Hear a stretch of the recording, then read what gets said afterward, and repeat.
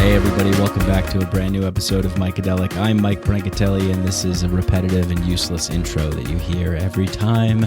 Long-time listeners know who I am, what this is, but those of you who are new, welcome to the show. Welcome to Micadelic. Welcome to this episode with my friend Peter Berv. This was recorded a little while ago, and I was having some technical issues with it. I think it might be time for me to upgrade my equipment. I've sort of been operating under the if it's not broken, don't fix it principle, which is sort of my MO for life. If it's not broken, don't fix it. Get as much as you can out of it. If it works, it gets the job done, then send it. Well, I had some audio issues here with this. So apologies if some parts it seems like it's dipping low. I did the best I could with it. Maybe I'll send it out. Maybe I'll, send it out to get edited or something. But I don't know. I like being pretty hands-on. I like being involved in everything. And, I don't really do too much editing, so it's not a problem. But anyway, Peter is just an amazing human being. I really enjoy his company. He is the owner-founder of Nova Healing Arts, therapeutic massage and bodywork, human design consulting, which we talk about in this episode. Human design was very new to me, and I've since really resonated with a lot of the mechanics of it, or the way that it is, what it is. The way that was the worst sentence you'll ever hear in this podcast. The way that it was that it is. Podcasting ain't easy, folks. Human design. So you'll hear us talk about it. It's really interesting. I dig it. And Shamanic healing arts he offers. He's a musician, an artist, and you can go and find out all about Peter and what he offers at novahealingarts.com. And the links will be in the show description. All right, a little business to pay the bills. Sheath Underwear is our new sponsor. I absolutely love Sheath Underwear. It's such a weird thing to have a sponsor that you really, really love, because I feel like no matter what, people are going to be like, oh, we listen to podcasts all the time, and people are always like, hey, buy stamps and go to Squarespace and do this and do that or whatever. But Sheath Underwear is fantastic. I mean, there's certain things that I just recommend, and this is one of them, and it happens that I'm recommending it and they're paying me for it. So win-win. And you guys get a discount, which is a third win. Win-win-win. 3 wins. It's a new way to win, okay? It's a tremendous, we're going to win. And, a lot of people, this is what they're telling me. It's true. It's true, okay? Sheath makes comfortable underwear. Of course, I don't wear them because I have no balls and I have no dick, so I can't put it in the pouch that they have. It's a tremendous pouch from what I've heard. And everybody says, all the experts say, it's really comfortable, really tremendous. Of course, I wear it. Melania wears it. We all wear it. But I wish I could use the pouch. But because I have an inverted penis, folks. Okay, it goes inside my body, so no need for a pouch. I know it might be a little triggering to do a Trump impression for some people out there, but he's just got such a funny way of talking. He's a fucking character, and hopefully he'll burn in hell with all the other politicians that have ever been in office. So Sheath Underwear, just check it out. You put in the code Micadelic. That's Micadelic. You get 20% off. That's a nice percentage off. That's a nice chunk. And so they're really comfortable, super, super comfortable. They have a pouch that separates your man parts, your balls, your dick, from the legs down there. I mean, it's like a miracle for me. Seriously, it's like, it doesn't matter if I'm wearing them like today. I'm just wearing them going, it's hot in Denver, and I'm just walking around running errands and doing stuff. I'm sheathed. I feel like a knight. I'm leaving my apartment and I'm like sheathing my balls in this pouch. And we got to talk about the balls. We all 50% of us out there have them. So you put them in the pouch, and it just creates the separation because, sometimes when you're wearing boxer briefs, it's hot, it's sweaty, things are sticking, itching, chafing, all that nonsense. But they have a moisture wicking technology. They're silky smooth. It keeps everything cool, comfortable in one place. It's the perfect underwear for working out or just for running errands, for doing anything really. If you're a big guy, if you have big thighs, if you have big balls, whatever it is, they have you covered. They really do. So give them a try. Give them a sheath. Sheath yourself and use the code Micadelic. Get 20% off. Okay, student loan tutor, studentloantutor.com. Go there, schedule a free evaluation, see if they can help you with your student loan debt. They've helped me tremendously. They're a great team, great people. I love them very much. Zach Geist, host of the Zeitgeist podcast, was also on this show. So go check them out. And yeah, let me know what else. Let me know what cool products you guys use and what sponsors I should go after. And then we can all get discounts on the stuff that we love already, So if there's like a certain kind of CBD that you like, or if there's like a certain, whatever it is, let me know. Let me know what you guys want discounts on. And then that'll give me a good idea to go and find a cool sponsor. So Sheath is so cool, man. I'm serious. Like, I fucking love them. So yeah, check that out. Anyway, that's it. Shout out to everybody that leaves 5-star ratings and reviews on Apple Podcasts. Thank you so much. I love you all. It's amazing. We have 311 now. And I recently saw the charts, and it looks like we're moving up in the categories that we're in. It'd be great. So when you leave a 5-star rating and review, all you got to do is just go on your Apple Podcasts app, go to Micadelic, go down to the ratings and reviews, tap 5 stars, and that's pretty much it. You just have to tap 5 stars. That's fine. If you want to go further and feed my ego, you can leave a lovely review like so many people have. It's just really nice to hear the positive feedback, and it's good for other people when I'm trying, when I'm reaching out to Graham Hancock, for example, who I've been in touch with before, and things just didn't work out. But like, really, Graham, we want to get you on the show. I want to get Graham on the show. I want to get, some other people on the show. And it's a good way of signaling to them like, hey, this is a good show. People like this. People listen to it.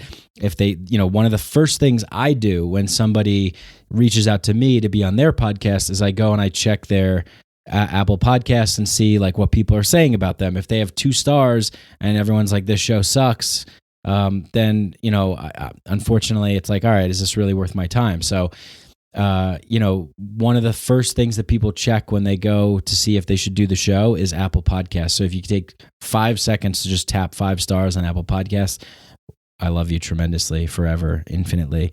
And thank you to all the patrons out there. I've been dropping bonus episodes, and I want to get more goodies and more stuff going on. And I want to have a group Zoom call with people, a mind jam. Let's get you guys involved in the conversation. And we have a private Discord chat called the Micadelic Inner Sanctum, where we have a bunch of people from all over the world chatting, posting questions and, different topics like trip reports, art, memes, humor, questions, medicine, questions, integration support, books, films, videos, documentaries, all these kinds of things. There's even a voice chat. So sometimes I'll pop in there and say, what's up? But it's just good to have everybody connect. Everybody that listens to the show connect with each other. That's really what I want to do, is just try and build more of a community here. And so, when I have guests on the show, that kind of, I hope to always like spark a conversation, to have people's thoughts being tickled into new directions. And I love hearing from you guys. And when I get emails, thank you to all the people that sent me emails. Thinking off the top of my head, Natasha, if I can remember who else is Gideon, and I'm sure there's others, but all of you guys, thank you. It's I feel like the Discord chat is an easier way to communicate. And then when you become a patron for $5, go to patreon.com/MikeBrank, MikeBranc. then for $5, you get the Discord chat, stickers, T-shirts in the works, continuously, always in the works. I know, but it's coming because I want it to be cool and I want it to be comfortable and I really want it to be like really dope, But just I really want to build a community and I want to get people involved. And this show doesn't just focus on psychedelics. This show is really about everything metaphysical. Who are we? Why are we here? What are we doing? How do we relate to each other? How do we, form institutions, groups? What is a relationship between people and power, and relationship dynamics and love and magic, and just So I really want to develop a community that wants to be involved in these discussions and talk. So Zoom calls would be great, the Discord chat, all that stuff. So go to patreon.com/MikeBrank, BRANC, and check that out. If you just want to throw a buck or two just to support the show, that's cool, of course. And if you want to go a step further, there's all the other tiers. And mykedelicpod@gmail.com. I'm going to be less responsive on social media because social media is turning me into a demon, and I need to stop because I'm addicted to the warlike atmosphere of social media. It's a problem, and it's not. So I'm trying to limit my exposure as much as possible on social media. It's really hard to have nuanced conversations. It's really hard to present nuanced topics on social media. So I don't want to be misconstrued and misperceived, and I don't want to get into fights and battles and things like that. And sometimes I feel myself getting sucked into that, and I'm like, whoa, what am I doing? Who am I becoming? What is happening? I always want to express love and gratitude and kindness and basic general goodness to everybody, and form a community of like-minded, like-hearted people that feel safe opening up, being vulnerable, talking, sharing about anything from individual level to interpersonal to collective and further beyond. All right, well, that's enough for me. Let's get into this podcast right now. I love you all. Thank you for listening. Here it is.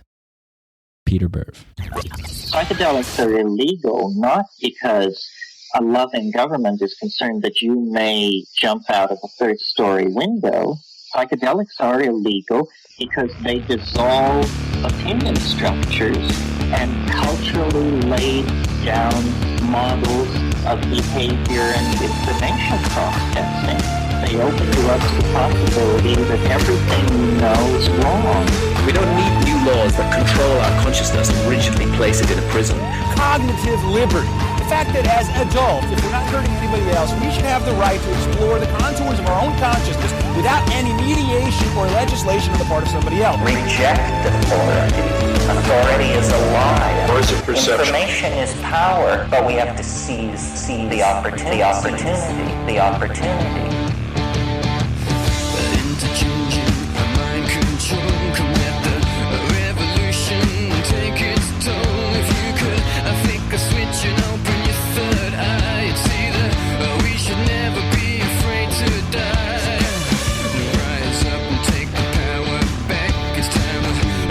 To be last names. What a coincidence. Peter Berv. How you doing, man?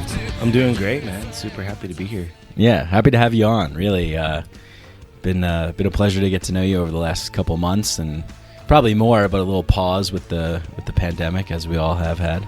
Right, and just some cool surprises. Finding out we have the same birthday, and our partners have their birthdays are one day apart too. Yeah, so that's kind of what's up with that. Yeah, definitely. Yeah, it's definitely one of those things where I think I was introduced to you by Bill Burns, past podcast guest, and immediately I was like, I get this guy. Like, I'm in the same world, plant medicine work and that stuff, and you really introduced me to something that I wasn't aware about, which was human design. And so it's interesting when and who and how things come into your life, and just like the fact that we have the same birthdays, I think, and our partners share similar ones as well. It's like even more of a synchronistic event. Yep. Pay attention to those synchronicities. Yeah. Yeah, that's something I've been thinking about a little bit is, I've heard Terence McKenna talk about, like, don't give in to the astonishment, and I always have a tendency to, when interesting synchronistic things happen like that, be like, whoa, that was crazy, right? It's so crazy. Kind of marvel at the, strangeness of it or the coincidence of it, that sort of thing. And now I'm trying to practice like more of a, oh, well, yeah, of course, I'm designing my own reality and others are too. And we're sending out our signals and converging on the path when is appropriate. Right. I've definitely thought a lot about that, through the years because, okay, so maybe we knew each other in a past life. Wait, sorry. my Bluetooth just came on.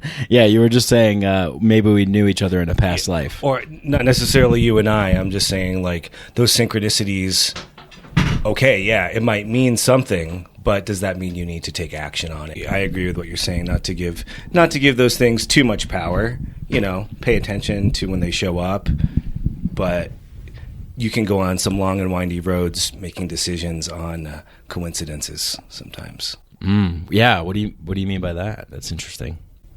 Yeah, like maybe people might have certain synchronicities and they can tend to make too big a deal out of it.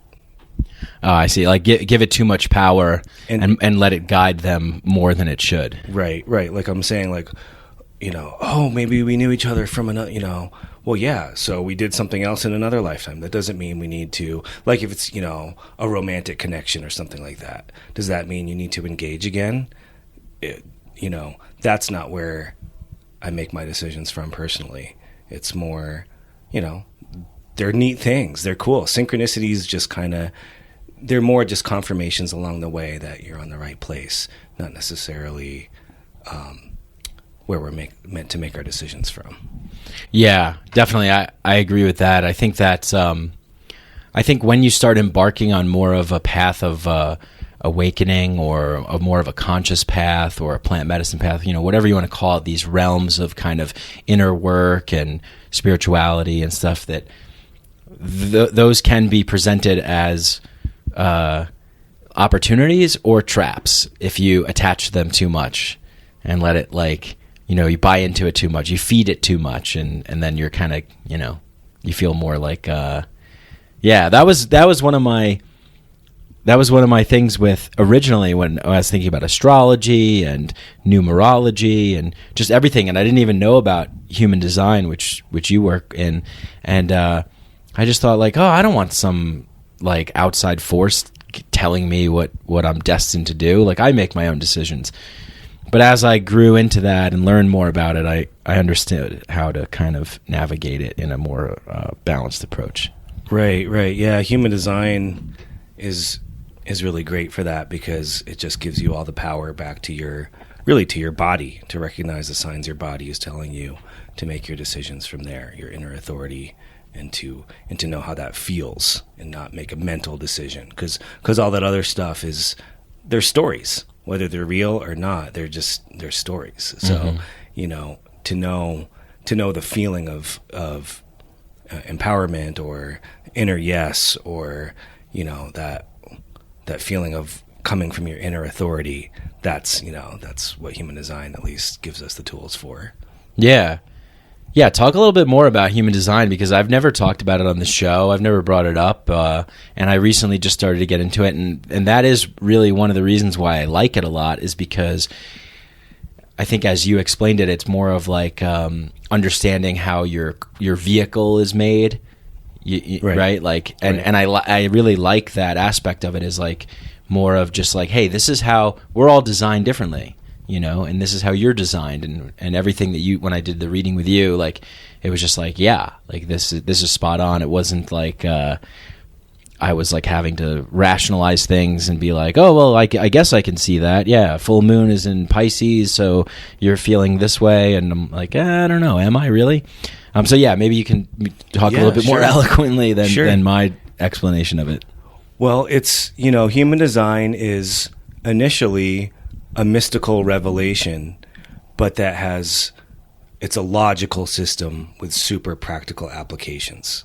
So, it was when I say it was a mystical revelation, the man who received this knowledge, had kind of dropped out of society and had this mystical experience where he was living on an island off the coast of Spain, and went back to his little hut one day with no power, and there was this light coming out of his, stone hut.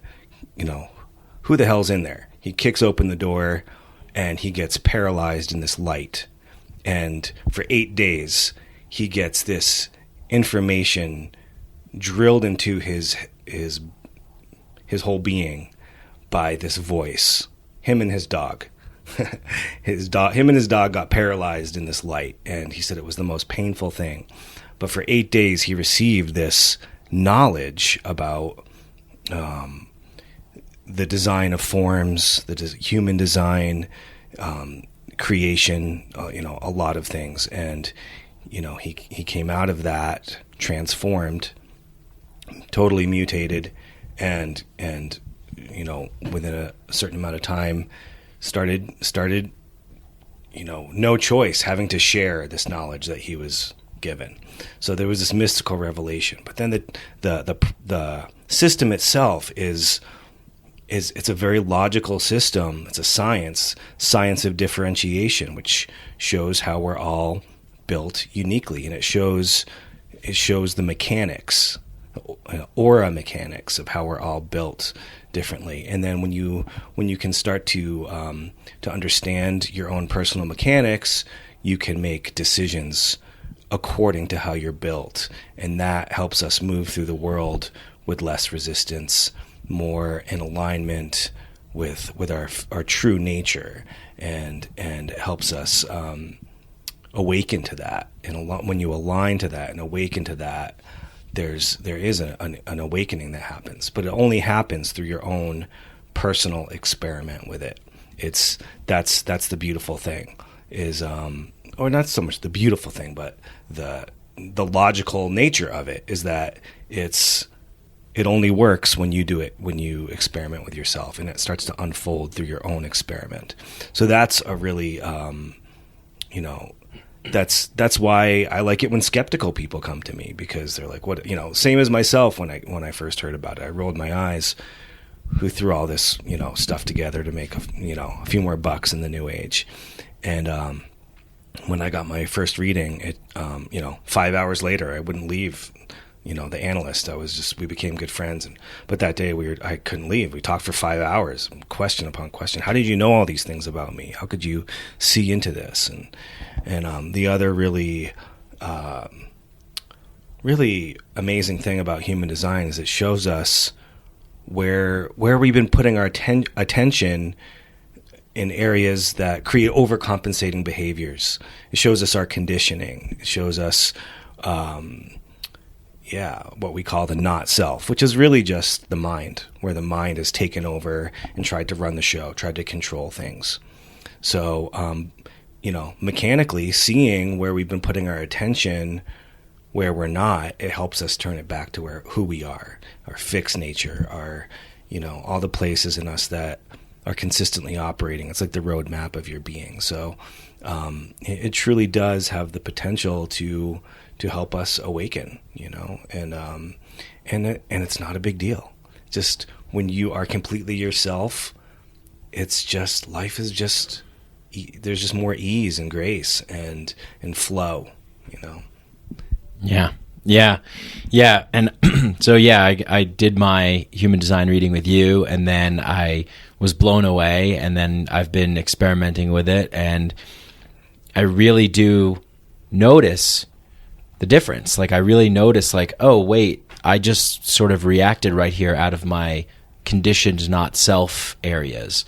But then when I'm operating more in my power centers, my sacral, throat, connected authority, I'm like, oh yeah, like this just, everything feels really like it should feel, I think, as a human being. And I think a lot of us, especially in the time that we're living in now, absorb so much that is not it's not compatible with our design, and we're taking it on and we're stressing ourselves out, and a lot of people don't even know who they really truly are. It's like, just be yourself.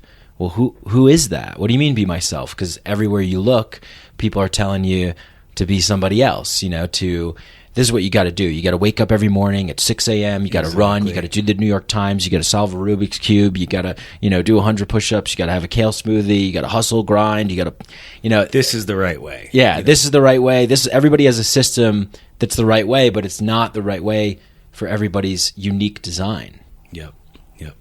Yeah, that's what we call the homogenized world. It doesn't matter how freaky you are.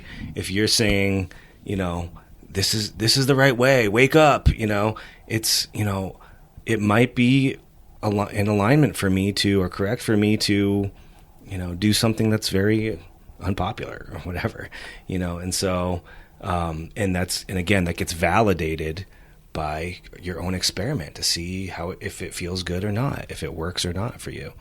And that whole idea of being validated is just it goes so far, because there's so many things we've known about ourselves. It's not like we haven't been doing work on ourselves.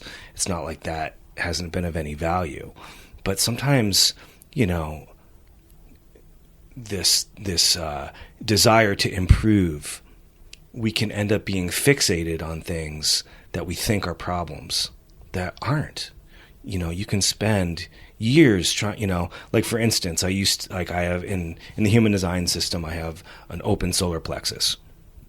And for years, when I was younger, trying to understand why I always had this knot in my solar plexus and thought it was something I had to fix, thought it was my, third chakra kind of like power issues with other people. And, down the road, I see it had nothing to do with that. I just was open there. I was just feeling everybody else's emotions, and to the point where I felt that knot in there and felt like it was something wrong with me that I had to fix.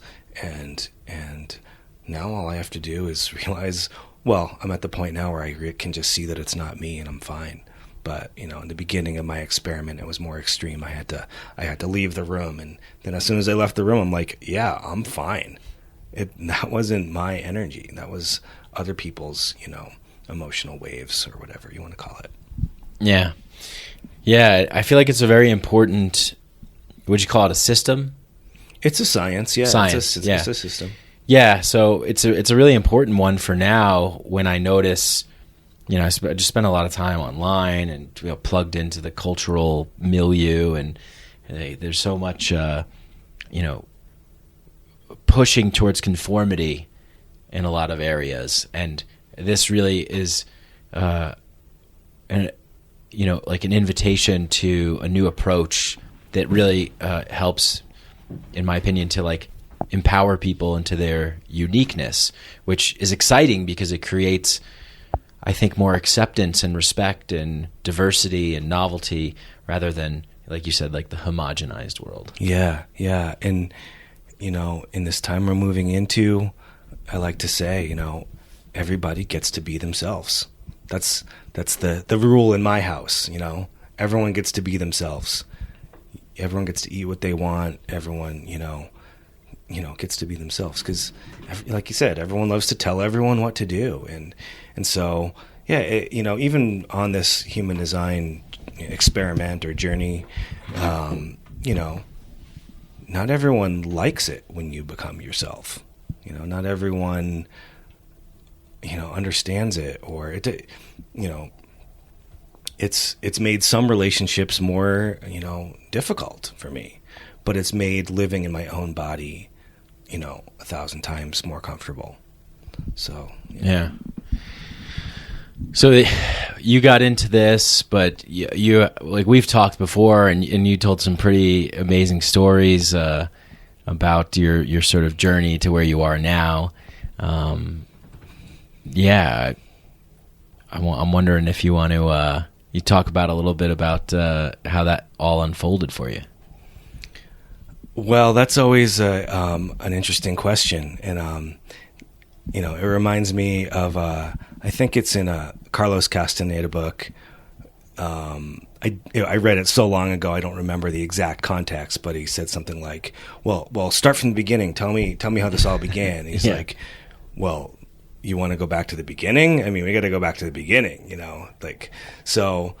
For me, a lot of this began with my birth. I was born missing bones in my right leg, and I got 4 toes in my right foot, and so my life started with trauma. A lot of surgeries, a lot of time alone, wheelchairs and crutches, and a month in the hospital here and there, and as like a baby.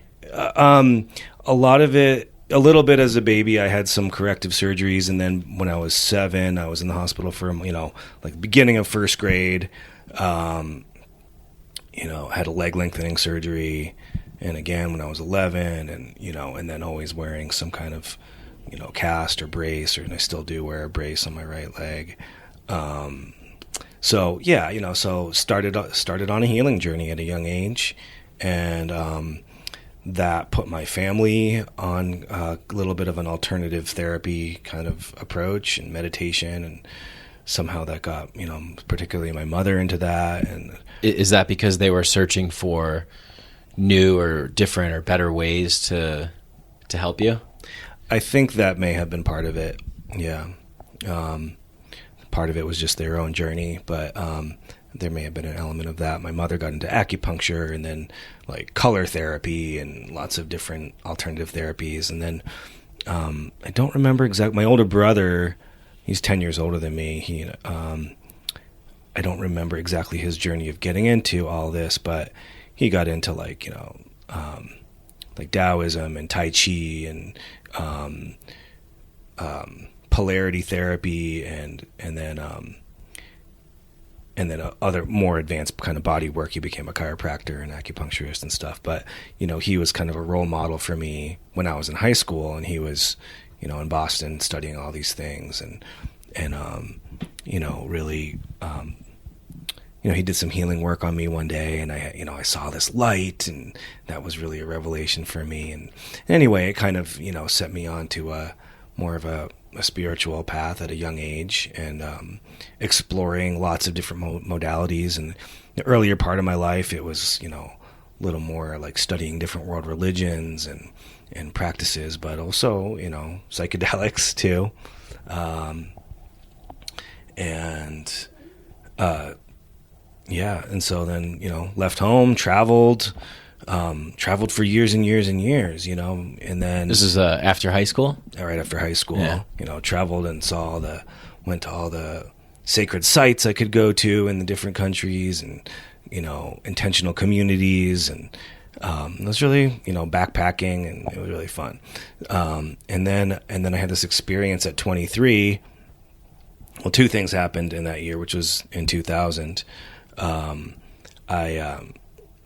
discovered ayahuasca, and that was a big wake-up call right there. And then a few months later, I got hit by lightning, and I had a near-death experience, and that really that changed things for me. That planted some pretty profound seeds that are still unfolding to this day. Yeah, and I unknowingly, but some kind of higher unconscious synchronicity, I'm wearing Save the Clock Tower t-shirt from Back to the Future, where the clock tower gets struck by lightning. Tower struck by lightning. Yeah. I asked Mike, did you wear that shirt for me today? And he said, what are you talking about? Yeah, didn't know, but I guess I did. You told me that story, and it was just so incredible. I mean, I can't imagine what that would be like, because I think as you explained, you're like, you were just on a hike, right? Or I was in a parking lot. In a parking lot. Yeah. Okay. But in Rocky Mountain and on Trail Ridge Road, and just at an overlook, Just like any other day, just doing the things that you're doing, and then this major event happens. Yep, fall, changing leaves. Went to see the changing leaves with a few friends, and typical Colorado afternoon around 1:00. Within a half hour, blue sky turned to a hailstorm, and saw a lightning strike in the distance, and started walking back to the car, and next thing we know, the next one hit me and a friend together. And then what happened after it hit you? Well, I can see through your clothes now. It's amazing. X-ray vision. Yeah. I wouldn't choose that color underwear myself. But, no, I woke up right after the hit happened, and I was totally baffled. I didn't know what was going on. My nervous system was completely scrambled. I was really like, confusion isn't even the right word. It's just nothing was firing or connecting correctly. I think that was just so traumatic. I just left my body, and then I found myself in this place of this ocean of love. I've come to call it myself. I call it the waiting room, because it was like I was just waiting there until my body was stabilized to come back. But in that place, I got to feel this love and oneness, this ocean of love and oneness, and then these two presences, like angels, if you want to call them that. They basically approached me and told me it was time to go back to my body. And this was about an hour and a half, till I woke up from the time I left to came back, and said it's time to go back to your body. And I said, I really, I kind of like it here. Can I stay? And they said, no. And there's the door, and bye. And then they said, you still have work to do. So then I felt myself descending through these realms back into this compressed form, and me going kind of thinking like, oh shit, I'm going back into this little teeny, vehicle. It felt like I was really being stuffed into a box, and that's what we are. We're like this very specific program, very specific imprint. And so I felt myself going from this place of pure expansion and oneness to this form again, and then 6 weeks later I had a head surgery because they didn't find the slow bleed that was happening, so that was kind of scary. But got the blood drained, and so two biggest analogies for waking up: getting hit by lightning and getting it through my thick skull. So getting it through, yeah. So I tried to figure out, what's the message, and it was, be in the world. Stop running. Stop. I just had this fear of being in the world, so being worldly or whatever you want to call it. So, got a job and just grounded out, and then that didn't last too long. But I don't know. Do you have any other? It ends up being, like I said, starting from the beginning. Where do we start? Where do we end? But. Yeah. No, I mean, it's really just really fascinating and interesting to me, because it's like I've had an experience where I have left my body and transcended the into the non-dual state, but it was in an ayahuasca ceremony. And then when I remember coming back and feeling that, like, oh man, I'm like trapped in this meat prison, this like finite form, like this is such a bummer. Like that was so awesome and cool, and I felt so like powerful and free and alive, but I wasn't me, and it was just so yeah. I'm wondering, like, did you start pursuing like more plant psychedelic work, ayahuasca work after that, and like did that sort of push you further into that path?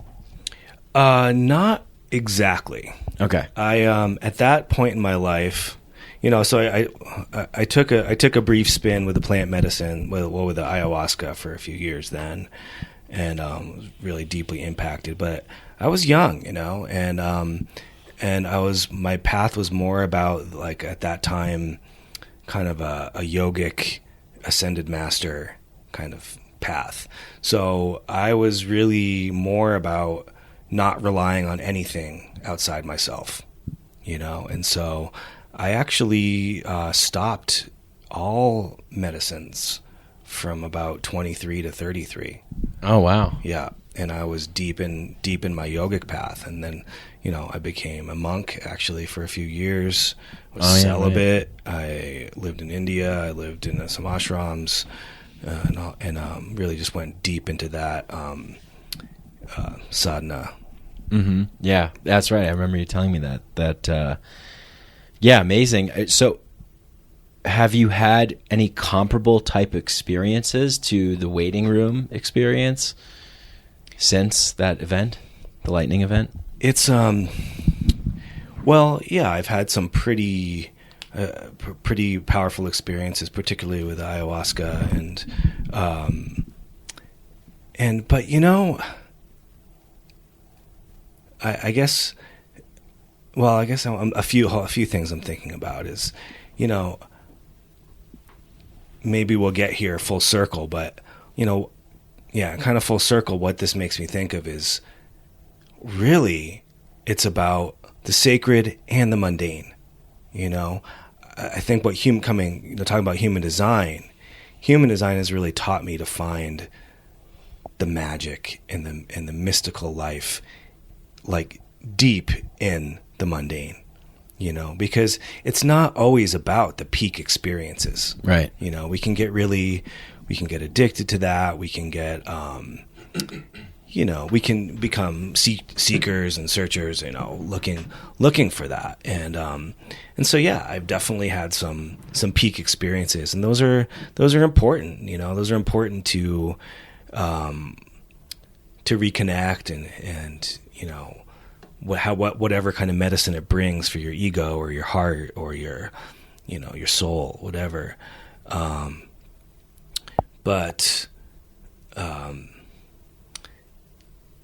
Yeah, kind of lost my train of thought with that. Yeah, so you mentioned the sacred, right? Is that what you said, the sacred and the mundane? Yeah. There's a book, I think, by Mircea Eliade called The Sacred and the Profane, which I think is kind of similar. Exactly. And yeah, I think that it's... I never knew how to pronounce the guy's name.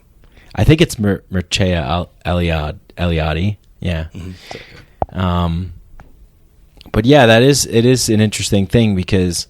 Like, I definitely found myself in that, exploring psychedelics, being a psychonaut and just searching for those peak experiences. And then, you know, and then kind of realizing, well, it doesn't really mean anything if I'm not like using my meat vehicle in this world and like doing things in this world and learning how to, like, I guess what they would call it, like integrate, you know, into the world. Right. Yeah. And that's a thing, that's, can be consistent with people who have had near-death experiences or people who are, you know, always searching for those highs, is you can start to feel depressed or, you know, lacking meaning, you know, with near-death experiences, you know, it's like it's like a blessing and a curse, because this veil gets ripped open and it's like, oh yeah, it's not your time yet, you know, just go back and pretend you didn't see anything, you know, nothing to see here. And it's like, oh, okay, so this is all an illusion, and I guess I just gotta be here, you know. But, you know, I mean, that was really, you know, even though I was explaining I had this experience, what was really transmitted to me in that time was that we're all just souls on a journey, you know. And, you know, talking about living out our uniqueness, you know, we don't know what each person is here for. You know, who's to say what someone is here to learn? You know, we really don't know. How can you say you know what someone else is here to learn on their soul journey? You know, and so, yeah, we're all here to learn different things. We're all and so that maybe the thing you're here to learn isn't about, you know, about getting out of your body. It's about learning how to be in your body. You know, we're only here for a short time. Yeah. So let's do what we got to do, and, you know, get messy, get uncomfortable, you know, take chances, and, you know, because it's temporary. Yeah. Get it while you can. Get it while it's hot. Smoke them if you got them. Yeah. It's like, I can see that. And maybe I've had this too, where this like idea of like, well, this doesn't really matter, so who cares? And I'll just like drop all my responsibilities, and who cares about, stupid social interactions and whatever, that up there, that, liminal transcendental space, like that's where it's at. Like that's, who cares about this life? It's almost analogous to this sort of, Christian religion, heaven, hell kind of thing. It's like, well, you want to get to heaven, in a spiritual sense. It's like, well, I just want to transcend, and I want to go on and have like experience my soul in its fullest. But we're forgetting the here and now, like the beauty of the human creature that we are. Mm-hmm. So, again, it's about the integration. It's about living it and having the tools and the support and the resources to learn how to live it, to learn how to be okay with the mundane, to learn how to be okay with, to be comfortable being uncomfortable, and so, human design has been great for that, to get some of those tools to integrate all of it, and it does kind of all become one. The pleasure and the pain sort of merge into one. Yeah, I think it's kind of dangerous when you're in either like one or the other, camps. It can be an experience that has more suffering than not. Like, maybe like the atheistic, hyper rational, materialist, reductionist view, and it's just like, well, life is suffering, it's all pain. Like when we die, we go nowhere. That very rigid sort of approach. And then on the other side, it's like, sort of more of like the everything is love and light and spiritual bypassing, and just, I don't want to look at the nasty bits of myself or the outside world, and I'm just going to live in a little bubble. It's nice, it's cozy, it's protective in there. Yeah, that's why I've always really liked the idea of the middle way, walking the middle way, no matter what path you're on. And, so like even, there's times for extremes and everything, but even with the medicine path, you can walk the middle way with that. You can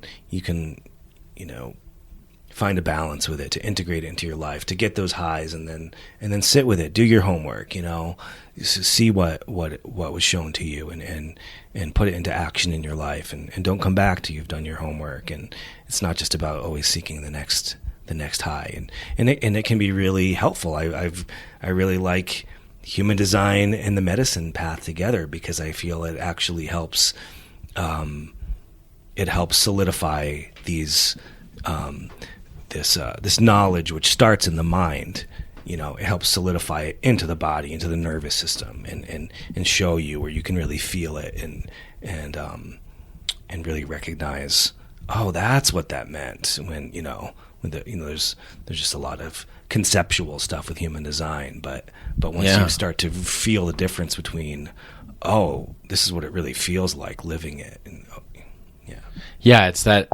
I think that for everyone, the mind is so seductive, especially for me. Like, it's like, I can like figure things out and understand things, and I can solve problems, and but it's, I think, more. And then there's also that whole thing of like, well, it's the ego, and the ego's taking, we got to kill the ego and destroy it. And I don't know about that, but I think that it's like trying to find that balance where, the person driving the vehicle and then the passenger can have a nice trip together. The mind, the heart, the body, the soul, everybody's in harmony. Well, that's an interesting point that you say, because in human design, we talk about passenger consciousness. I don't know. Oh, cool. I didn't know about that. Oh, you nailed it. Nice. We talk about letting life be the driver, and really taking the back seat, because there's so much going on that we're not even aware of, in our own operating system. And so, and part of that operating system is this what we call it, the magnetic monopole in human design. It's really this spark within our chest that it's it's meant to attract all the right things. I can get mystical with it because, contemplating, it's really powerful. It's like, get mystical. Yeah. This magnetic monopole attracts all the right things to us. And when we step out of the way, they show up, and so much of the human design journey and the medicine path is about learning how to surrender, and that can, that might be a little buzzword in some ways, but really learning what that means, about the mind not controlling things. When the mind tries to control, we meet resistance, and we get frustrated or bitter or angry or whatever it might be. And so, getting out of the way and becoming the passenger is what we talk about. And then you can just enjoy the movie, and I'm really enjoying this movie that's happening right now. Yeah. It's pretty cool. Yeah. Yeah. Really you're partaking as the passenger, you're partaking in the journey, but you're not taking over, and you're still getting to see the sights along the drive and, the whole experience. So, that is kind of nice. What are like some, you mentioned that you are like maybe a little skeptical getting in, and, I have like a little dose of skepticism in my mind as well, but what are some things that like people will, I don't know, what are some like, you always hear people talk about, oh, well, that's a pseudoscience, or that's just a woo-woo spiritual thing, or, I just wonder, like, does human design have any like critics and critiques that like are the main things that people would say? Sure. Well, it is a young science. It was in this. That's interesting. I don't want to cut you off, but I just want to make this point real quick. That's really interesting because the story you told about the founder and the light and the mystical experience. For some reason, us moderns have a hard time of accepting something like this. But if it happened 5,000 years ago, sure, of course, let's build temples, let's raise money, let's have a palace with gold with a guy in a white robe. That's okay. Those stories are okay. But if it's a newer story, we don't want to hear it. Yeah, we'll crucify. Well, yeah. Oh, yeah. Yeah. So, great point. I totally agree. Are you okay with this darkness, by the way? No. I noticed that was the sun was providing some nice light, and now we don't have it. So no, I could turn the light on. No, man, I'm good. Right. Okay. Give it a lighting. Yeah. So it is a young science, and what I mean by that is, or my point with that is, there's only a few generations of people who've been experimenting with this and validating this, and so, we're getting to a point now where human design's been around for, 30 years. There's a lot out there. There's a lot to learn from the, experimenters who've been around. But, human design is they say it's a synthesis of astrology and the chakra system and the Kabbalah and the I Ching.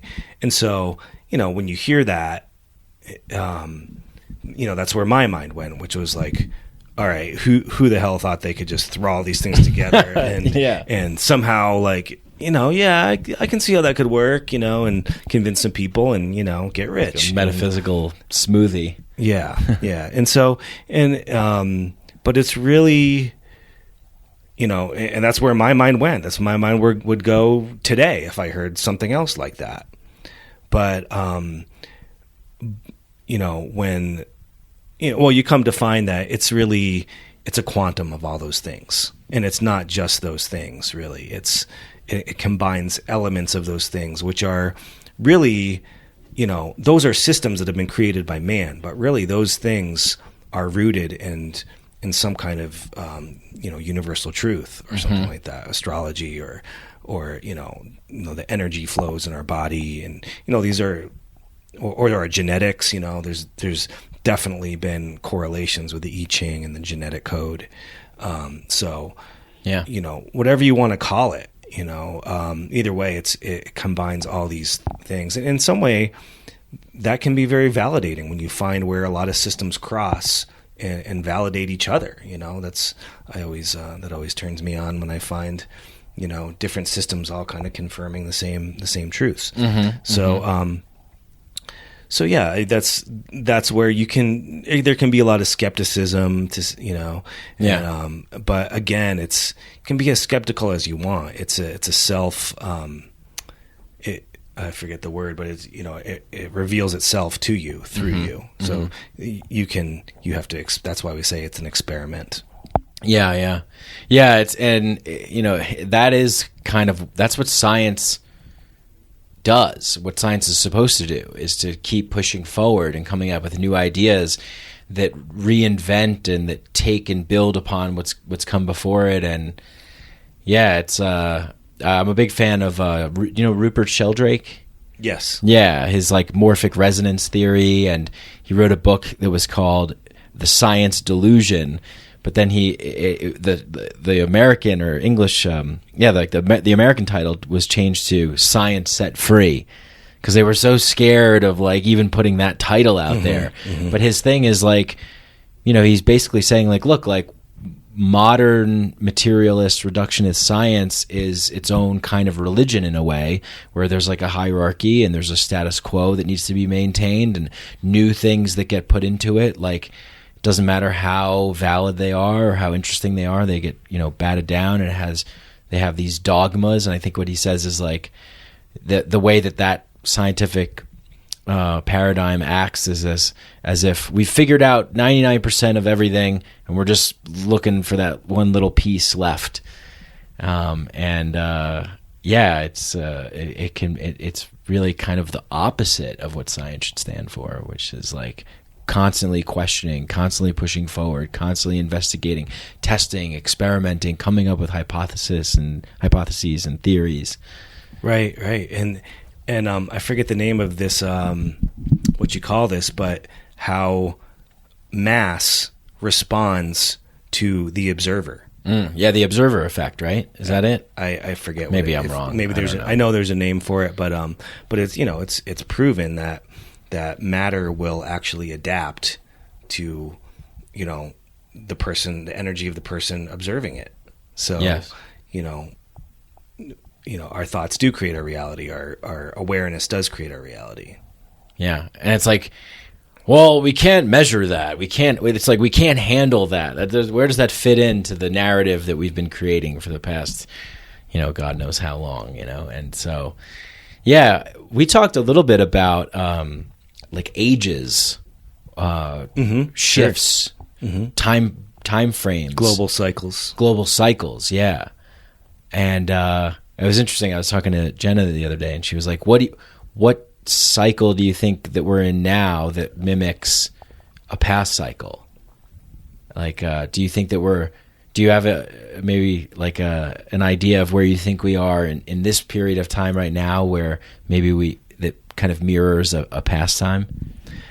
I don't, and I don't know if, I really don't, because, all my paradigms are shifting, learning about the human design, global cycles, and the way they see. This is part of the knowledge that was given to Ra Uru Hu, the guy who received this knowledge. And so, cycles can last, hundreds of years, and so. I'm not really sure. I'm sure there's information out there about that, but I haven't actually. There's so many areas of human design, so many domains to dive into, and there's some that I actually haven't even touched. Where I'm a total novice. Or amateur. So, but we are talking about moving from the cross or this global cycle being in what we call the cross of planning to the cross of the sleeping phoenix, and those are very, very different background themes, and we're in the last 7 years of the cross of planning. Right. Yeah, and then I'm in. We're both sleeping phoenixes, right? That's right. Yeah, Mike and I are both on the cross of the sleeping phoenix. Yeah, that's in our human design, and that we're moving into that age. So that's pretty cool. Yeah, and so what does that mean to you? What it means to me is that I am resonant with what's coming, and what that specifically looks like is that, well, to give a little more background, we're moving from what we call a tribal era and to an individual era. These are very big overarching themes through humanity. And so when we talk about being on a tribal cross, the tribe is all about support, bringing us together. And so we look at the last 400 or 500 years. There's all the globalization that's happened that's brought us all together with medicine and technology and communication and transportation.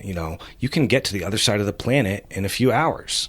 You can communicate with someone on the moon in seconds. Yeah. And so that's all been supported by this background theme, that's, government, all these other things. And when that background theme, and we're just starting to see it, we're still in it, but it's starting to back off, and so all these things that have brought us together are collapsing.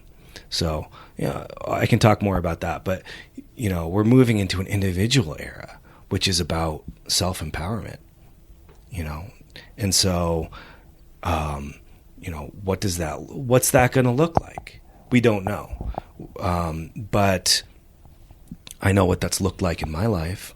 It's looked like, doing, some of these stories I've shared, just, traveling around the world, doing things to learn about myself and to be a better person and to become self-empowered so that I can be, empowering to other people. Yeah, it's so interesting because I'm interested in that too. You're interested in that too. And by me, and I'd love to hear your thoughts on this and your experience, but when I started pursuing, I've always pursued whatever I wanted. I'm interested in this, I'm going for it, and when I decided to go backpacking around Southeast Asia, I got a lot, everything that I decided to do, to just quit my job and do stand-up comedy, or go, backpacking through Southeast Asia, or go down and live in Peru in the jungle and drink ayahuasca, and the criticism from the outside tribe is like, what are you doing? You're just going and just doing whatever you want, and it's almost like we're playing your part in the tribe. We're not playing our parts, yeah, and it's like we've been on this individual sort of journey of empowerment that's represented through the Sleeping Phoenix, because that's what's in us, and it's tough sometimes to move against the grain in that environment. But now I guess it's exciting to hear that we're going to be heading into a time where that will be more, that environment will be more catered to that kind of exploration. Right. And it's not necessarily going to be a pretty transition. No, I don't think it will be. No. And that, we're seeing the beginning of it right now. But what does it mean to become, it's self-empowered, but doesn't mean we're all going to be living all by ourselves, but probably a lot more smaller groups, not this big government overarching, umbrella everything. Oh yeah. It's going to, it's happening already. People are starting to branch off to do their own thing and do it their way. And so, who knows what that's going to look like if all this background theme that we're not even aware of it because we're so used to it.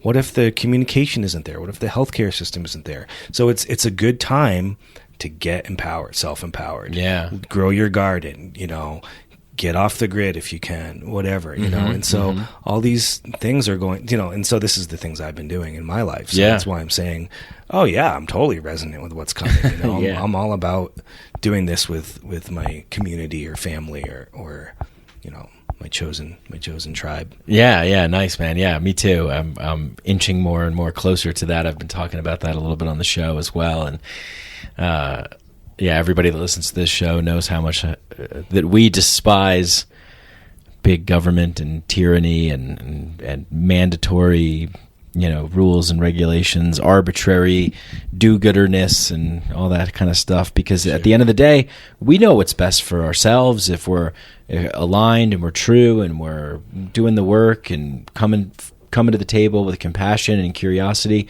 We can get along. We can make things happen. We can build what we want. It's almost like that tribal cross era gives birth to this, because now we have the information to access things like human design. We have the information that the internet's provided to do that, and we're connecting with other people, and we're building upon that.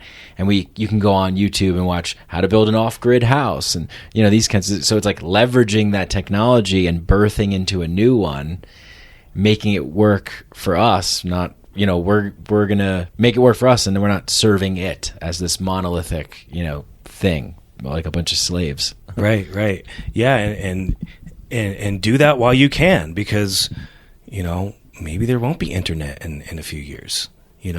Maybe you won't be able to jump on YouTube and learn all those things. So right, yeah. Already people are getting deplatformed and censored, and all that kind of stuff. So it's like, yeah, get as much as you can and connect. Yeah, and get out. Yeah, and then also to add to what you're saying, there's also this collective energy that we talk about in human design. There's tribal, individual, and collective. And so, there's some people who are much more collective kind of people, and that includes more like mass consciousness kind of themes, which can include laws and government and things that humanity does need to some degree. What's held us together as a humanity in some ways? What's worked? What hasn't worked? In the past, and what do we need to figure out to move forward in a good way? So that it's not. I'm not talking about government necessarily, but I'm saying there's another energy that some people are more. They do have that logical perspective on life. Yeah. They're not about the tribe, and they're not about being a freaky individual.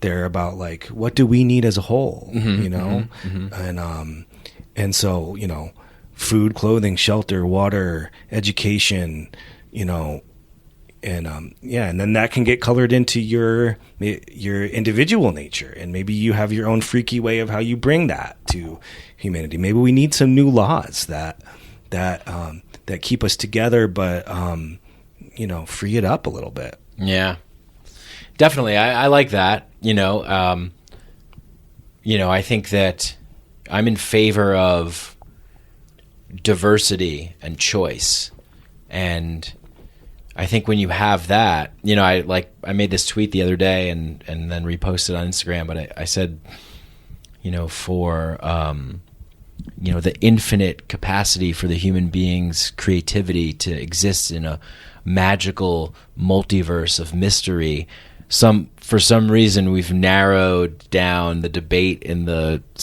political stage, the political kind of mass societal mainstream spectrum, to this binary, boring, thing that just doesn't make sense.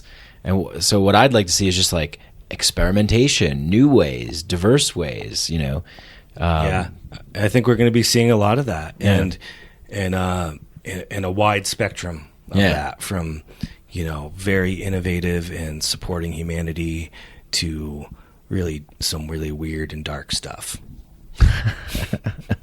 Well, I think that's part of it, right? Like that's the package deal that you get. Is one of my favorite spiritual books by Adyashanti is called The End of Your World, and he talks about the misconceptions with awakening, birthing into a new age, this kind of stuff. It's like a lot of people just think it's like, oh wow, it's all wonderful, and now I'm evolved and I'm transcended, and I'm just on this mountaintop floating on a cloud, and he's like, no, it's destructive. It destroys what doesn't serve. It destroys what's out of alignment. It destroys and lets crumble what's not in truth. And out of that is the challenge to let the truth of what you are shine through and become that. Yeah. I mean, that makes me think of probably one of the biggest paradigm shifts that I've gone through on this journey, through my life is, all this new age kind of stories about moving into the golden age and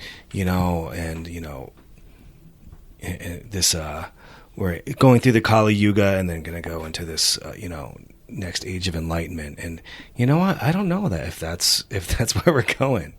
And I'm okay with that, I think it took me a little bit of time to come to acceptance with, that, it's not going to be all rainbows and unicorns up ahead. Like I said, there might be some real darkness. Yeah. And unicorns aren't, they got that huge, spear on their head so they can, stab you in the chest. They're not, We're going to be seeing a lot of rainbows stabbing people in the chest. Not rainbows. Rainbows are fucking unicorns. Cool, but unicorns, yeah. But then rainbows, you never know. You get that pot of gold on the other side, and there's a nasty leprechaun over there. You remember that horror movie that came out, The Leprechaun? It's like some cheesy B movie. I know what you're talking about, but I was never a big horror movie. I think Snoop Dogg was in it. Really? Yeah. Wow. Yeah. Yeah, I'd never been too much into horror, but I started getting into... I saw a movie a while ago called The Conjuring, and it was really good. I really liked it. It was really well done, and I like cosmic horror, like sci-fi horror type of sure. Event Horizon or Aliens, Annihilation. That was a good one. Annihilation was good. Kind of psychedelic as well. I remember I watched The Serpent and the Rainbow when I was 10. And that was one of the first kind of zombie movies that I saw. But that was kind of cool. I remember that was kind of cool. I never saw that one. Yeah. Yeah. Zombie movies. They're I always thought I was all right, they're just a bunch of, I never got into zombies. I don't know. Like The Walking Dead and that kind of stuff. And I thought the whole zombie thing was a little overrated myself. Yeah. We got a lot of zombies walking around right now. Right. So it's maybe that's what that was all about. Yeah, metaphor. Yeah, definitely. I mean, the what was it? I Am Legend with Will Smith. There's the fast running zombies and the slow zombies. So that's where the zombie divide is. Either the ones that are brains or the ones that are out of their mind. And yeah, I don't know. But yeah, there's a lot of. Oh, go ahead. Yeah. That kind of reminds me something that would be helpful to explain. When we talk about moving into the cross of the sleeping phoenix. Well, you hear that and you might think, well, sleeping phoenix. That's kind of anticlimactic. Yeah, that phoenix isn't woke. Right. Yeah, the bird's still sleeping, and so this self-empowerment vibe. If you're just busy, sleeping phoenix people tend to be overly busy, just filling up their life with stuff. And so, looking at how that can translate into themes of what's coming in the global cycles, we can just, everything's there. We can be busy, just filling up our life with crap. But if we learn how to stop and slow down and listen to the signs our body's telling us and learn how to respond or whatever it is according to your design, learn how to slow down and stop and proceed to how we're built and let life come to us and not initiate towards life, if that's your design, then you start to wake up.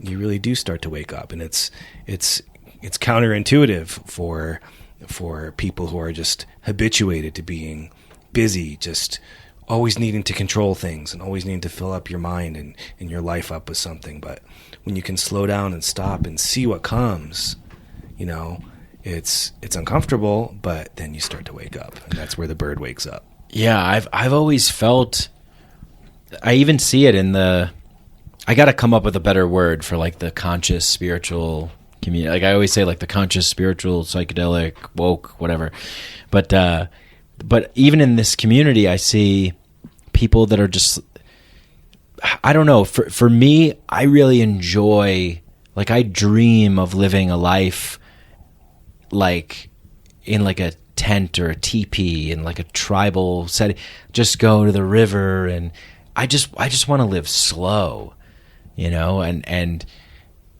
I guess I stay busy by reading a lot, you know, and watching videos and listening to podcasts. Like that's my busyness. I mean, I also get ideas and then try and execute on those ideas too. And I'm sure I would still do that. I'm not going to just, you know, lay in the grass all day, but I like operating at my own speed. And sometimes I feel this pressure, and that's where I feel that I'm operating outside of my power, is when I'm like, oh, well, I should do this, or I have to do this. And it's like that mind thing.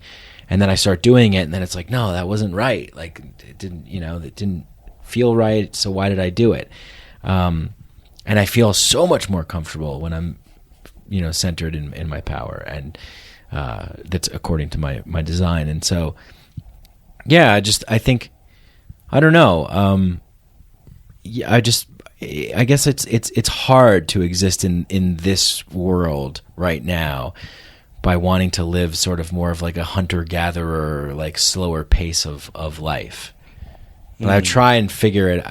I guess I'm kind of making it work a little bit, but yeah. Well, you know, we gotta take the steps, you know, maybe the practical steps to live the life that we want, you know, and yeah, and that's even easier said than done, you know. It's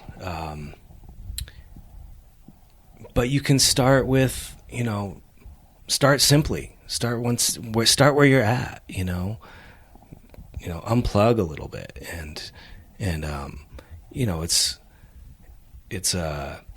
really easy to be addicted to technology these days. In fact, that's kind of one of my dreams is, you know, I do different retreats, and one of the retreats I want to do is technology unplug retreats, because I think we're going to see a lot of issues coming with that, especially with, you know, the younger generations just being addicted to technology from, you know, weeks after they're born.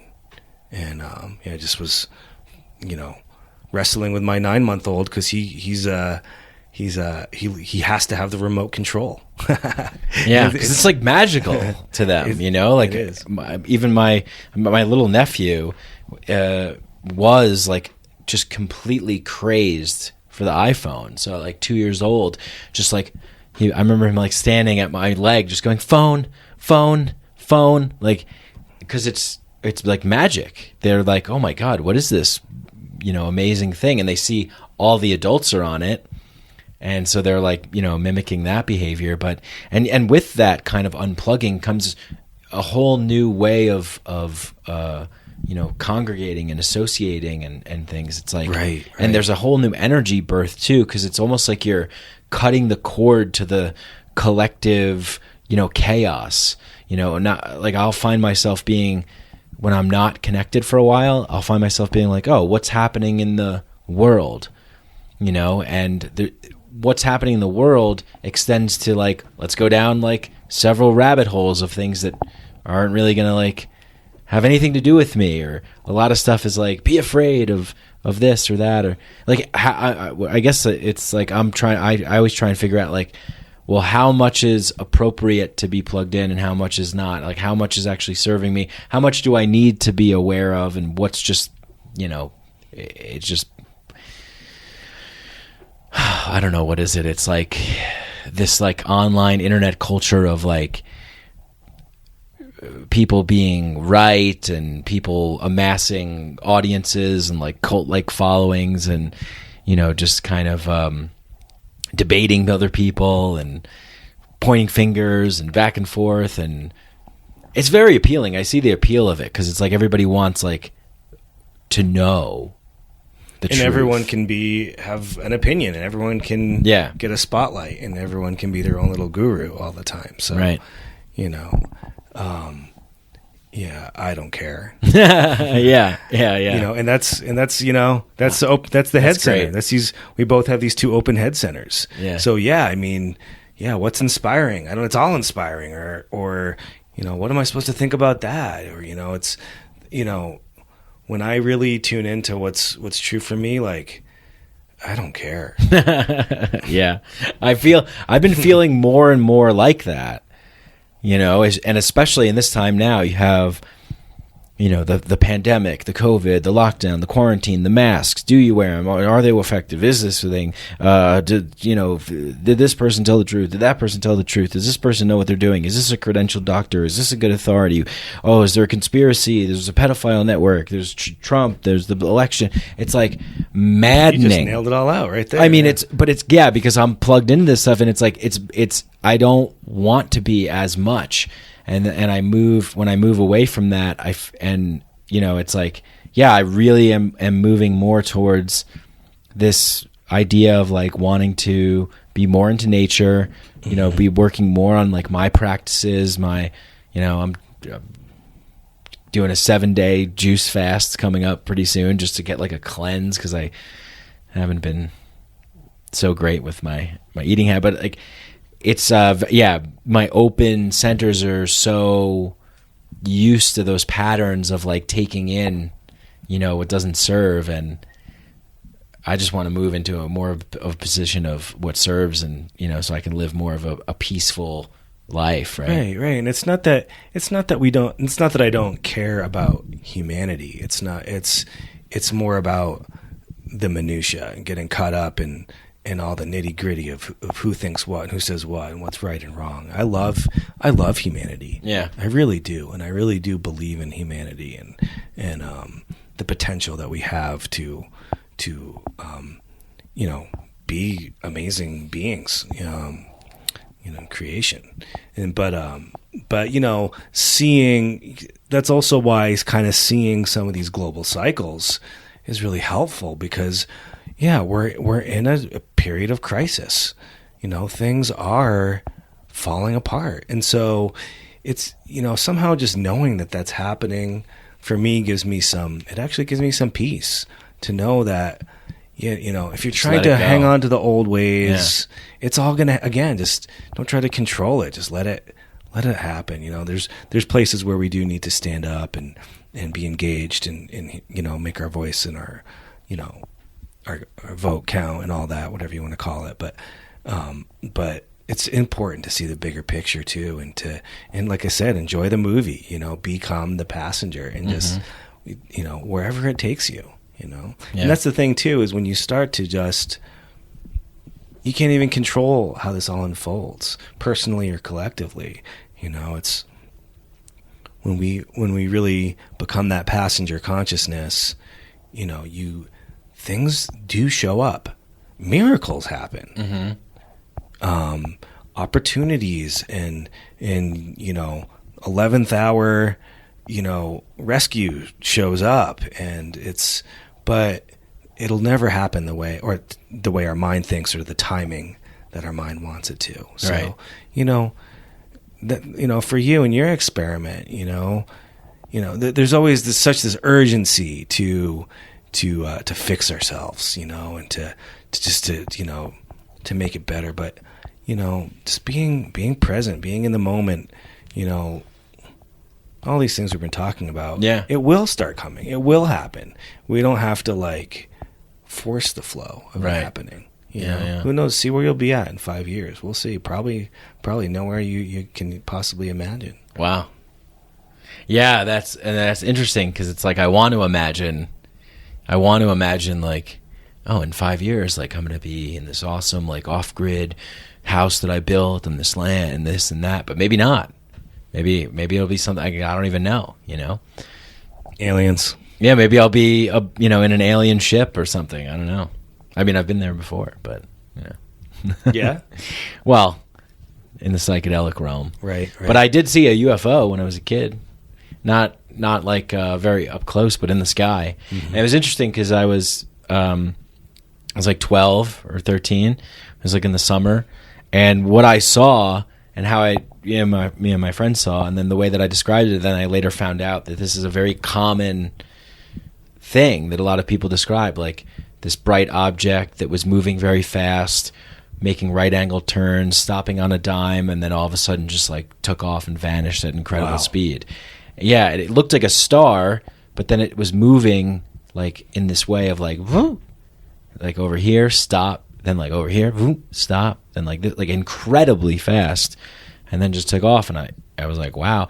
And then so later on, when I started to become a little bit more interested in that kind of phenomena, I was looking, and a lot of people who see these things report those exact things. And over the years, there's been so many things, and now recently, like the New York Times and Popular Mechanics and other places are like saying that inside government officials and astrophysicists are saying that we have materials that are not made of this world. Like, and it's like, okay, cool. Like, when's the disclosure? Yeah, are they going to come? What are they going to do? What are they going to say? And why now? Why are they releasing this now? Are they hoping that maybe if they release it now that there's so much chaos going on that people aren't paying attention? But, you know. Yeah, I've kind of thought that the two big things that could really herald the entry into this new global cycle across the sleeping phoenix is a disclosure, which would just rock humanity, or something to do with solar flares.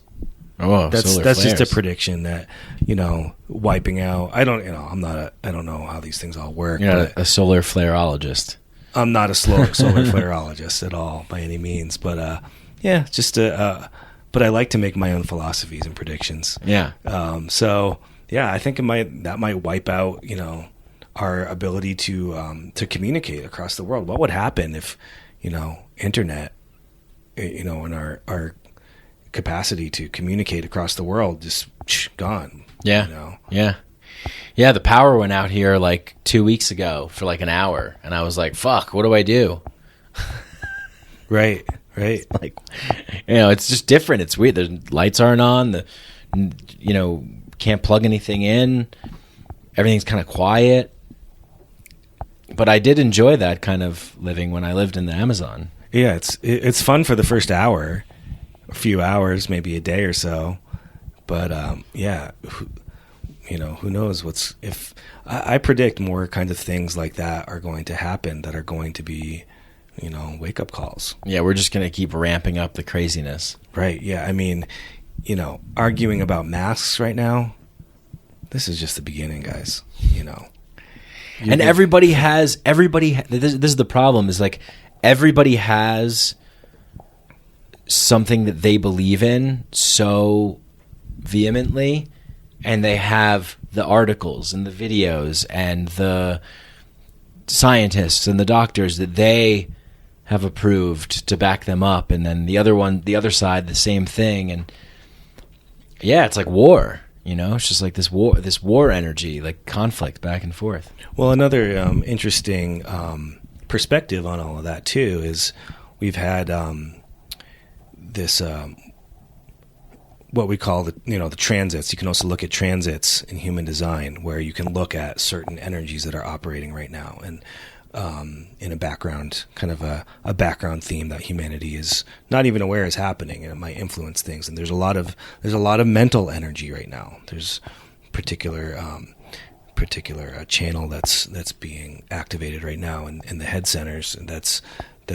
really making everyone want to resolve their this inner mental conflict and get fixated on getting their answers out and their questions out and being heard and finding the answer now and getting their way heard now. And it's just a downward spiral. And I can really recognize how this I can see this background theme really setting a very strong mental energy that people aren't even aware that they're wrapped up in.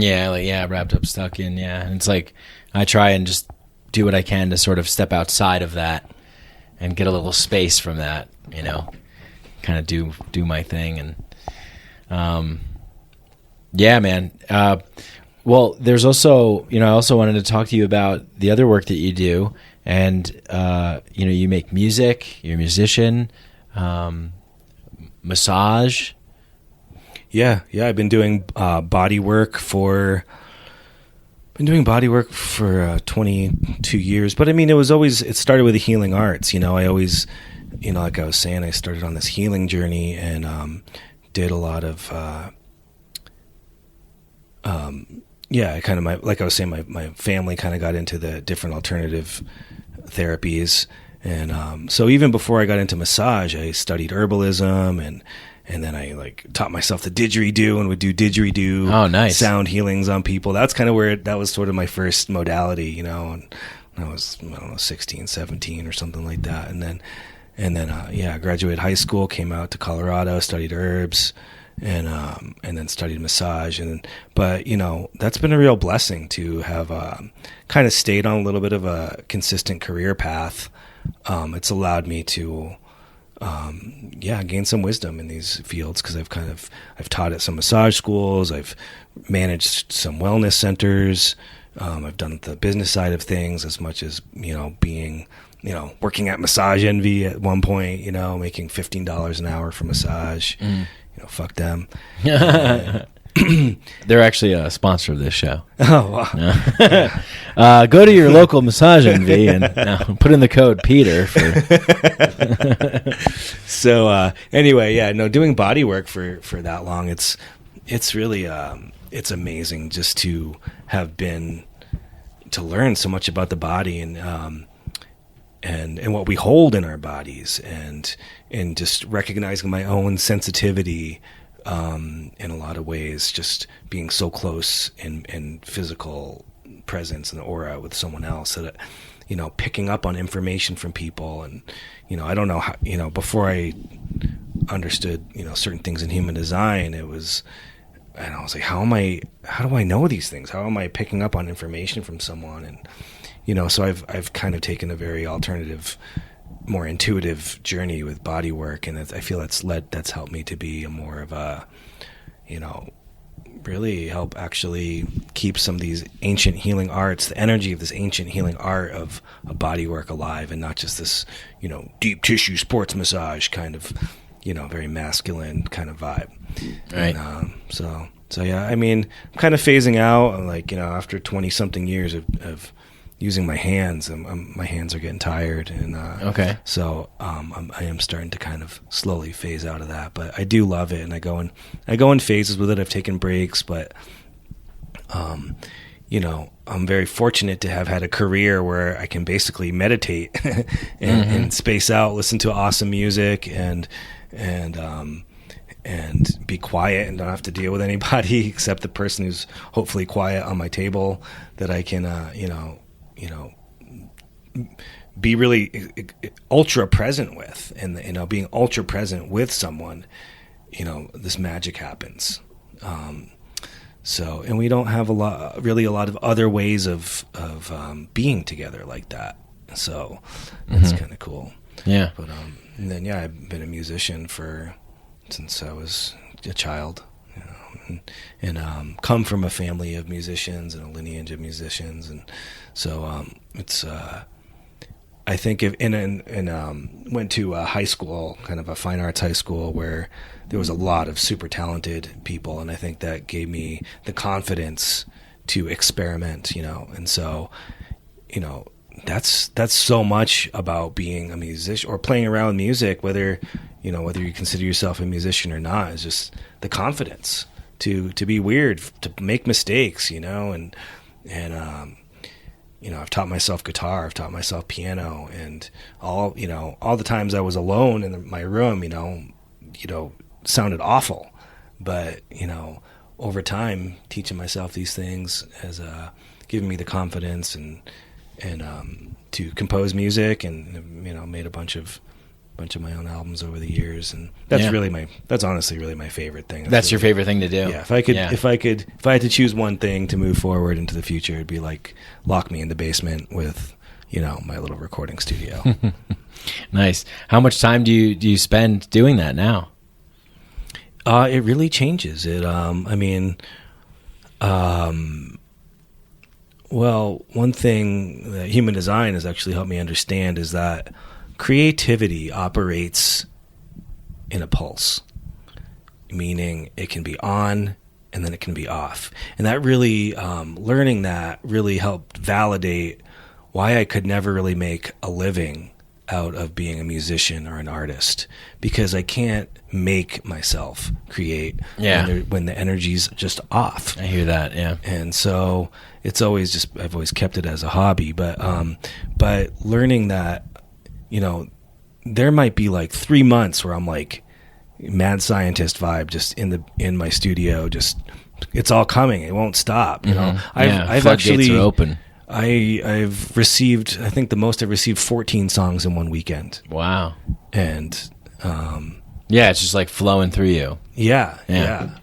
And so, you know, you never know when it's going to come, or how, or when, or how much, or whatever. So I'm really comfortable with actually not trying to control the vibe and not control the flow, the current, with the musical energy coming through.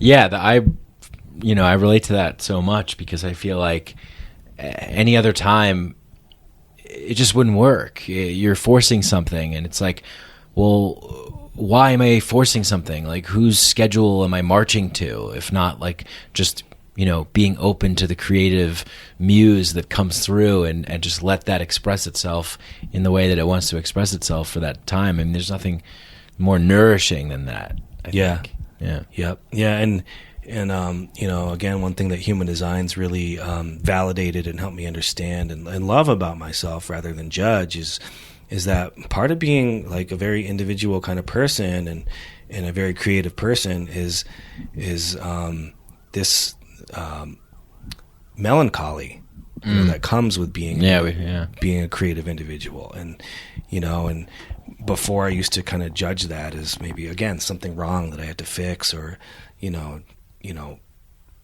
didn't really work with it and turned into depression or just sadness. And now I realize melancholy is this actual beautiful energy that I can just use as a creative muse to inspire me in my creativity, you know, use it to, you know, every great artist knows what melancholy feels like. This is kind of like bittersweet sadness, you know, and right. When I use that towards my creativity, over time, those dips have become a lot softer and less hard. Yeah, you're kind of riding that wave and getting what that energy is providing at that time. Yeah, which makes sense, because then you're forcing something that isn't flowing, and you're doing something opposite of that. Then it's not going to be good. Right. It's not going to fit. Yeah. Yeah. And what are you thinking about now? Like, in terms of like what's exciting you the most right now with your life and things that you want to do?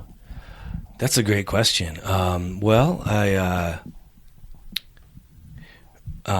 human design practice has been kind of blowing up. It's sort of been nice. You know, honestly, this whole lockdown thing has really worked out to my advantage in terms of building my online human design practice, which is really where I wanted to go. Stop doing so much body work, being on my feet, which I have issues with, and using my hands, right. which are getting tired. And so anyway, this has been a real blessing, and to be at home where I have a baby right now with my family, and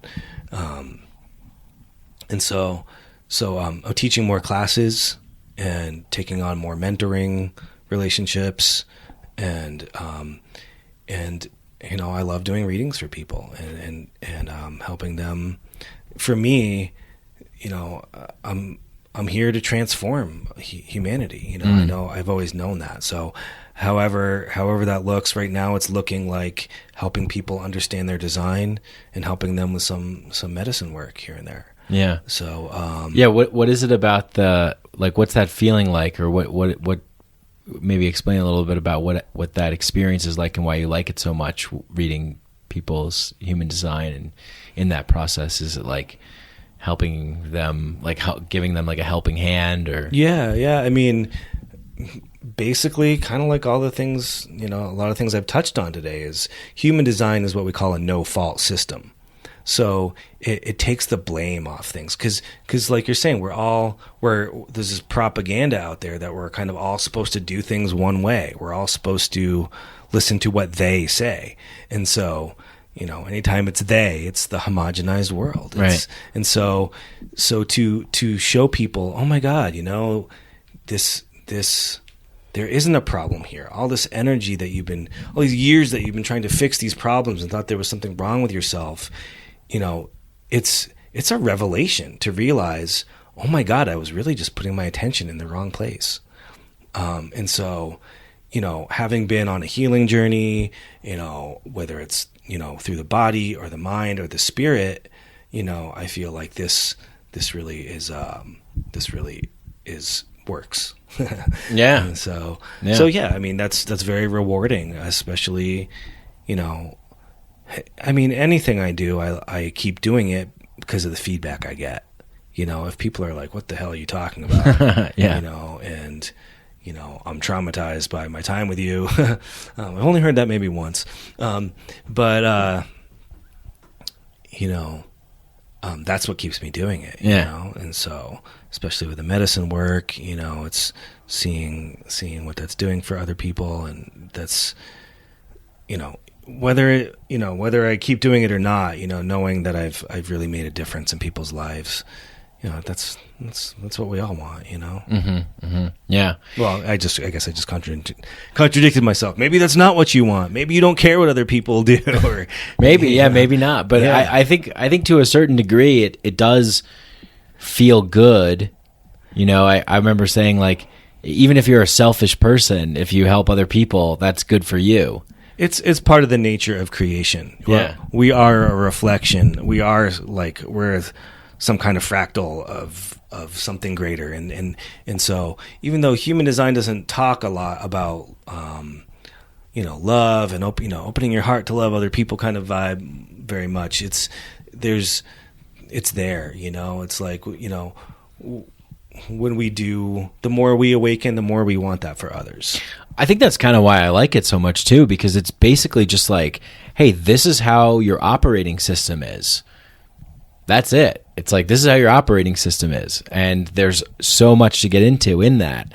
And just by understanding that and then living your life and kind of with that awareness and practicing it, you realize, like, I really realize, like, oh yeah, like, yeah, I'm good. Like, what I'm doing is, like, when I do these things that don't, that are from these open, places susceptible to conditioning, like to the mind area, like that doesn't feel good. So don't do that. And then operating from this other place, and then I can give more, I can be more, I can create more, I can do more, I can be a better, boyfriend, brother, friend. Like, I could just be more of who I am. Right. I mean, the nature of the not self world is suffering. I mean, yeah, definitely. It's really part of life, but to learn how to reduce that, to learn how to move with more, flow and more grace in the world. Right. Like a martial arts kind of way, or like, I don't know many martial arts, Wu but Wei. like, yeah, like using the energy and the flow and the power of your moves and the opponent. Yeah. A little bit of Tai Chi, that shit. Yeah. I never really took any martial arts, but I did wrestle. So, yeah. So you could kick my ass. Yeah, pretty much. Anybody's. Yeah. But I don't walk around, advertising it. But maybe I should. I'll make some money. Yeah, you should get. I'll kick your ass for $20. You need a tattoo, badass tattoo sticking out there. Yeah, do you have any? I do have a handful of tattoos. Yeah.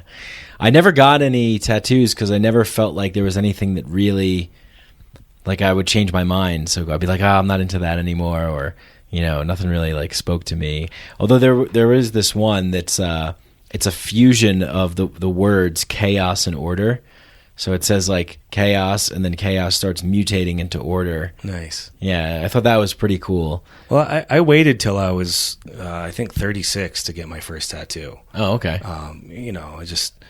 I have so many scars on my body from my head to my toes that I kind of thought like those were my battle scars. Yeah, those are your tattoos. Those are pretty real, but it was what the heck. But I did eventually find something I felt meaningful enough to do. So yeah, nice, awesome. Well, this has been a good chat. What do you think? Awesome, man. Yeah. It's been wonderful. Where should people go to find out about what you're offering, human design stuff, all the other things that you offer? Yeah, my main website is Nova Healing Arts, and Nova Healing Arts. And then I got a Spotify page